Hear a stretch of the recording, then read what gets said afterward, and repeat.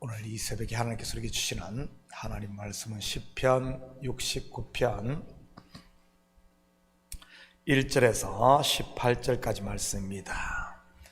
저와 여러분 한 절씩 나누어서 교독합니다. 하나님이여 나를 구원하소서. 물들이 내 영혼에까지 흘러 들어왔나이다. 나는 설 곳이 없는 깊은 수렁에 빠지며 깊은 물에 들어가니 큰 물이 내게 넘쳤나이다. 내가 부르짖음으로 피곤하며 나의 목이 마르며 나의 하나님을 바라서 나의 눈이 새하였나이다. 까닭없이 나를 미워하는 자가 나의 머리털보다 많고 부당하게 나의 원수가 되어 나를 끊으려 하는 자가 강하였으니 내가 빼앗지 아니한 것도 물어주게 되었나이다. 하나님이여 주는 나의 우매함을 아시오니 나의 죄가 주 앞에서 숨김이 없나이다. 주 만군의 여호와여 주를 바라는 자들이 나를 인하여 수치를 당하게 하지 마옵소서. 이스라엘의 하나님이여 주를 찾는 자가 나로 말미암아 욕을 당하게 하지 마옵소서. 내가 주를 위하여 비방을 받았사오니 수치가 나의 얼굴에 덮였나이다. 내가 나의 형제에게는 객이 되고 나의 어머니의 자녀에게는 낯선 사람이 되었나이다. 주의 집을 위하는 열성이 나를 삼키고 주를 비방하는 비방이 내게 미쳤나이다. 내가 곡하고 금식하였더니 그것이 도리어 나의 욕이 되었으며 내가 굵은 배로 내 옷을 삼았더니 내가 그들의 말거리가 되었나이다. 성문에 앉은 자가 나를 비난하며 독주에 취한 무리가 나를 두고 노래하나이다. 여호와여 나를 반기시는 때 내가 주께 기도하오니 하나님이여 많은 인자와 구원의 진리로 내게 응답하소서. 나를 수렁에서 건지사 빠지지 말게 하시고 나를 미워하는 자에게서와 깊은 물에서 건지소서. 큰 물이 나를 휩쓸거나 깊음이 나를 삼키지 못하게 하시며 웅덩이가 내 위에 덮쳐 그것에 입을 닫지 못하게 하소서. 여호와여 주의 인자심이 선하시오니 내게 응답하시며 주의 많은 긍휼에 따라 내게로 돌이키소서. 주의 얼굴을 주의 종에게 숨기지 마소서. 내가 환난 중에 있사오니 속히 내게 응답하소서. 내 영혼에게 가까이 하사 구원하시며 내 원수로 말미암아 나를 속량하소서. 아멘. 좋은 아침입니다. 저는 요즘 시편을 강의하며 시편 속에 푹 빠져 살고 있습니다. 시편이 이렇게 은혜스러운 책인 줄은 처음 알았습니다. 특히 시편 제2권은 주로 고라 자손과 다윗의 시가 대부분인데 마치 지금 제 현실을 노래하고 있는 것처럼 참으로 제가 때로는 착각할 정도입니다. 내가 다윗의 삶을 사는 것 같기도 하고 아니면 다윗이 내 삶을 사는 것 같기도 하고 말이지. 다르게 말하면 내가 말씀 속에, 말씀이 내 속에 사는 것 말입니다. 그러니 하루하루가 행복할 수밖에 없는 것이지.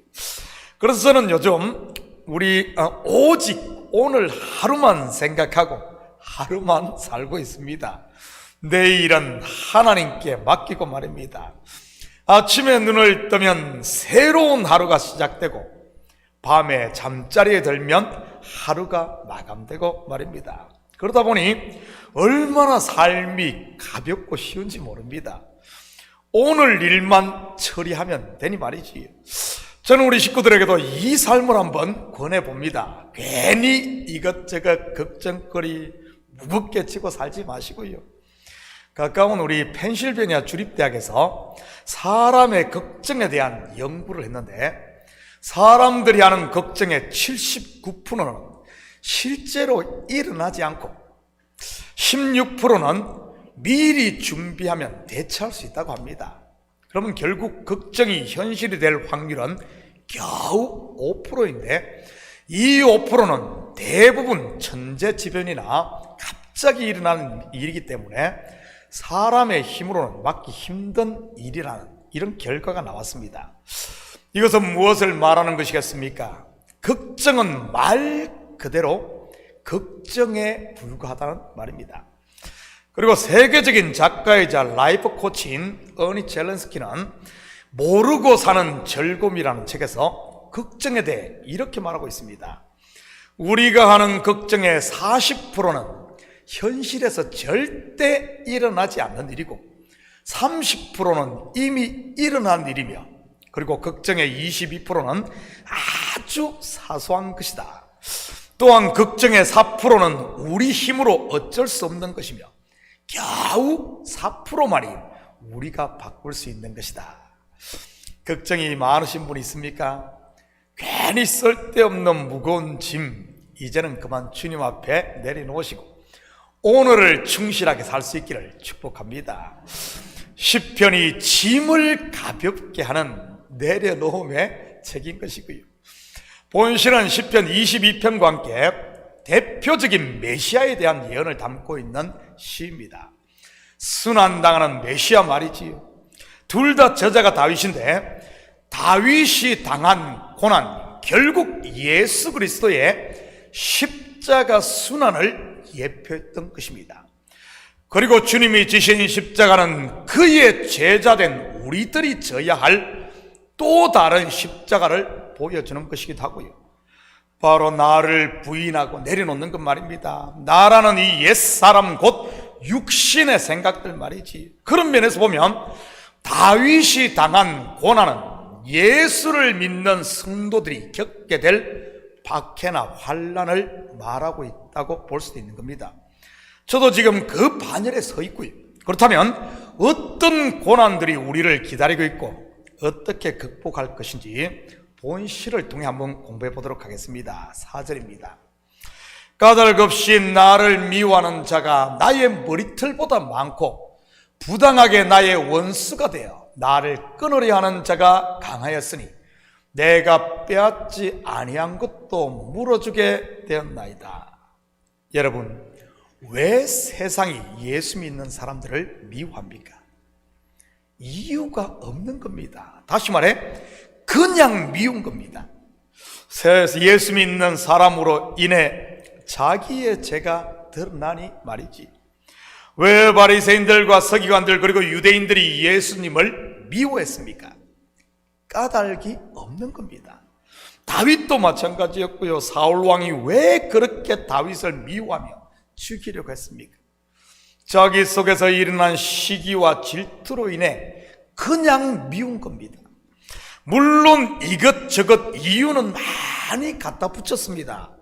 예수님을 예로 들면 신성을 모독했다, 민족을 배반했다, 자기들을 저격했다, 안식일을 어겼다, 율법을 깨뜨렸다, 장녀와 세리와 놀아났다, 별의별 이유 소리를 다 갖다 붙였지만 말이지. 다윗도 마찬가지 아닙니까? 사울이 왜 다윗을 죽이려고 했습니까? 왕위를 찬탈하려고 한다는 이유 아닙니까? 다윗은 생각지도 않은 일을 사울이 스스로 만들어내서 말이지. 다윗 얼마나 억울했겠습니까? 아무리 설명하고 변명한다고 사울이 들었습니까? 이러한 미움에서 시작된 박해와 참소는 아무리 증명을 해도 소용이 없는 겁니다. 한 가지 증명을 하면 또 다른 이유를 들어서 미워하고, 또 문제를 해결하면 또 다른 이유를 가지고 죽이려고 하니 말이지. 5절입니다. 하나님이여 주는 나의 우매함을 아시오니 나의 죄가 주 앞에서 숨김이 없나이다. 여러분, 이럴 때 어떻게 해야겠습니까? 나를 미워하는 원수를 내가 바꿀 수 있을까요? 절대 없습니다. 그렇다면 어떻게 해야겠습니까? 원수는 하나님의 손에 맡기고 우리는 하나님 앞에 엎드려야 하는 것입니다. 다윗이 그랬지 않습니까? 그는 사울을 죽일 수 있는 절호의 기회가 2번씩이나 있었습니다. 그런데 그는 그렇게 하지 않았어요. 압살롬의 반란 때도 마찬가지고요. 대신 그는 오히려 하나님 앞에 자신을 돌아보았던 것입니다. 그러니 원수가 미워하고 죽이려고 하면 할수록 다윗은 하나님께 더 가까이 가고 정결하게 되었던 것이고요. 다윗만 그런 것이 아니라 다른 모든 믿음의 선진들도 마찬가지였던 것을 보게 됩니다. 그래서 이런 고백이 나온 것 아니겠습니까? 시편 119편 71편입니다. 고난당한 것이 내게 유익이라 이로 말미암아 내가 주의 율례들을 배우게 되었나이다. 결국 고난이 다윗을 어디로 이끕니까? 왕의 자리로. 그리고 압살롬의 반란 때는 다시 예루살렘 왕궁으로 그를 이끌었던 것입니다. 그것도 정금과 같은 믿음의 사람으로 거듭나서 말이지. 예수님의 순환도 마찬가지인 것이고요. 죽음과 부활을 통해 하나님 우편에 앉는 영광의 자리에 올랐으니까요. 잃어버린 자기 백성들을 다 찾아서 말입니다. 저는 우리 식구들이 고난이나 환난을 만나면 거기에 같이 휩쓸리지 마시고 원수와 같이 뒹굴지 마시고 하나님 앞에 엎드림으로 고난이 유익이 될 수 있기를 축복합니다. 6절입니다. 주 만군의 여호와여, 주를 바라는 자들이 나를 인하여 수치를 당하게 하지 마옵소서. 이스라엘의 하나님이여, 주를 찾는 자가 나로 말미암아 욕을 당하게 하지 마옵소서. 여러분, 이 시를 쓴 다윗의 상황이 어떻습니까? 극심한 고난과 죽음의 위협을 받고 있습니다. 그런데 그는 오히려 자기보다도 백성들을 걱정하고 있음을 보게 됩니다. 자기로 인해 시험과 수치를 당하지 않게 해달라고 말이지. 이러한 기도 어디서 보지 않았습니까? 바로 예수님의 대제사장적 기도에서 볼 수 있습니다. 요한복음 17장 14절 15절입니다. 내가 아버지의 말씀을 그들에게 주었사오매 세상이 그들을 미워하였사오니 이는 내가 세상에 속하지 아니함같이 그들도 세상에 속하지 아니함으로 인함이니이다. 내가 비옵는 것은 그들을 세상에서 데려가시기를 원함이 아니요 다만 악에 빠지지 않게 보존하시기를 원함이니이다. 십자가를 눈앞에 두고 계셨던 예수님, 그런데 오히려 제자들을 위해 기도합니다. 여러분, 누가 이런 기도를 할 수 있겠습니까? 내 원대로 마시고 아버지의 원대로 되기를 원하나이다. 하나님께 모든 것을 내려놓은 하나님 앞에 성숙한 사람 아니겠어요? 다른 사람을 위해 기도하고 다른 사람을 먼저 생각할 수 있는 이런 마음의 여유가 있는 사람 말이지. 반면 미숙한 어린아이와 같은 신앙의 초보자들은요, 남이야 죽든 말든 자기밖에 모르는 것입니다. 그러니 끝까지 자기 뜻을 관철시키기 위해 때를 쓰는 것이고요. 저는 우리 식구들의 신앙이 성숙해져서 나보다 남을 먼저, 그리고 나보다는 공동체를 생각하고 나보다는 하나님을 생각할 수 있는, 그리고 주위를 살필 수 있는 이런 눈이 있기를 축복합니다. 자기밖에 모르는 여기 갇혀서 살지 마시고요. 맞다, 틀리다, 죄가 아니다 하는 이런 신앙의 초보를 넘어 형제를 위해 꽉감히 포기하는 그런 멋스러운 좀 이런 신앙 말이지. 고린도전서 8장 13절입니다.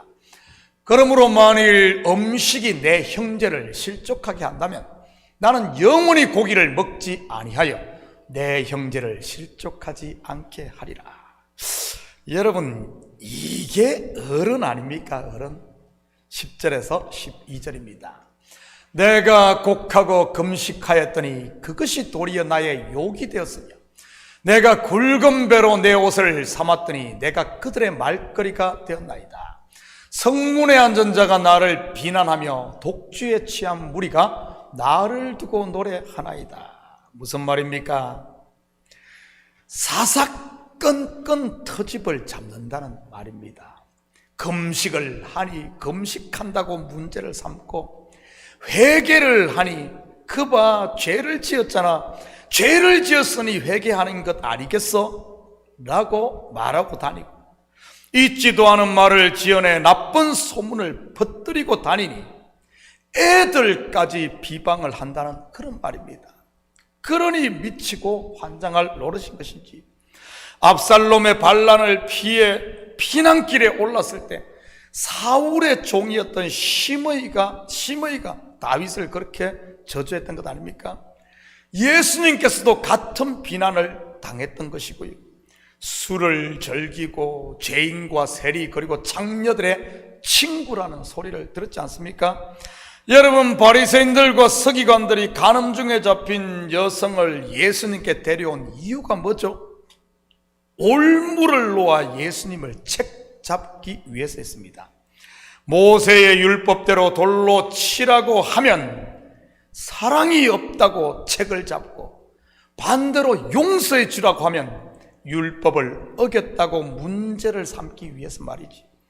세금 문제를 가지고 질문한 이유도 같은 것이고요. 로마의 세금을 바치라고 하면 매국노로 몰아버리고, 바치지 말라고 하면 로마의 반역을 꾀한 반역자로 몰려고 말입니다. 그때 예수님께서 어떻게 이 올무를 벗어납니까? 그들이 내민 옵션이 아닌 제3의 답변으로 그들의 악한 괴계를 파합니다. 죄 없는 자가 먼저 돌로 치라. 그리고 가이사의 것은 가이사에게, 하나님의 것은 하나님께로 말이지. 해답이 어디에 있다는 말입니까? 원수가 요구하는 거기에 있지 않다는 말입니다. 원수의 요구를 들어주는 데 있는 것이 아니라 호람데오, 즉 하나님 앞에 서는데 해답이 있다는 말입니다. 다윗 또한 적과 아웅다웅 싸운 것이 아니라, 죽이네 살리네 미워한 것이 아니라 하나님 앞에 엎드렸던 것이고요. 여러분에게 이런 일이 있습니까? 사람 바라보지 마시고 하나님 앞에 엎드릴 수 있기를 축복합니다. 원수가 변하기를 바꾸려고 기대했다가는 실망만 커질 테니까요. 모든 문제의 키는 원수에게 있는 것이 아니라 하나님 손에 있는 것이니까요. 한 절만 더 봅니다. 13절입니다. 여호와여, 나를 반기시는 때에 내가 주께 기도하오니 하나님이여, 많은 인자와 구원의 진리로 내게 응답하소서. 결국 무엇이 다윗을 구원하시는 것입니까? 다윗에게 있는 의가 아닌 하나님의 인자와 진리인 것입니다. 히브리어로는 인자는 헤세드, 그리고 진리는 에메드, 바로 언약의 신실하신 하나님의 사랑과 성실에 있는 것이지. 이것은 지금 우리도 마찬가지인 것이고요. 오직 은혜, 바로 그분의 은혜로 구원받고 그분 안에 길이 있고 해답이 있는 것 말이지. 사랑하는 성도 여러분, 오늘 하루도 비록 주위에 우리를 힘들게 하는 원수가 있다 할지라도 그들을 바라보고 같이 싸우거나 낙심하지 마시고 호람되어 오직 하나님의 날개 아래에 가심으로 요동하는 세상 가운데서도 평강을 누리며 사는 복된 오늘 하루가 되시기를 예수님의 이름으로 축복합니다. 같이 기도하십시다. 사랑의 아버지 하나님, 참으로 감사를 드립니다. 이 새벽을 깨우시고 다시 말씀 앞에 서게 하시니 참으로 감사를 드립니다. 오직 길은 예수 안에 있음을 다시 한 번 더 보게 됩니다. 아버지 하나님, 사방이 우겨 싸움을 당해도 우리에겐 아버지 한 열린 문이 있음을 알고 막힌 그곳 바라보며 한탄하는 것이 아니라, 불평하는 것이 아니라 이제는 열린 문으로 뚜벅뚜벅 믿음으로 나아가는 저희들 되게 도와주시옵소서. 그래야 고난당하는 것이 내게 유익이라. 아버지 하나님, 이 고난을 통해 나를 향한 하나님의 사랑을 알고 아버지 하나님 주님의 뜻을 발견함으로 오늘도 행복한 하루, 우리에게 생명 주심에 대해 감사하며 우리에게 주어진 사명을 잘 감당하는 이 시대 그리스도인으로 살게 도와주시옵소서. 감사드리며 예수님의 이름으로 기도드립니다. 아멘.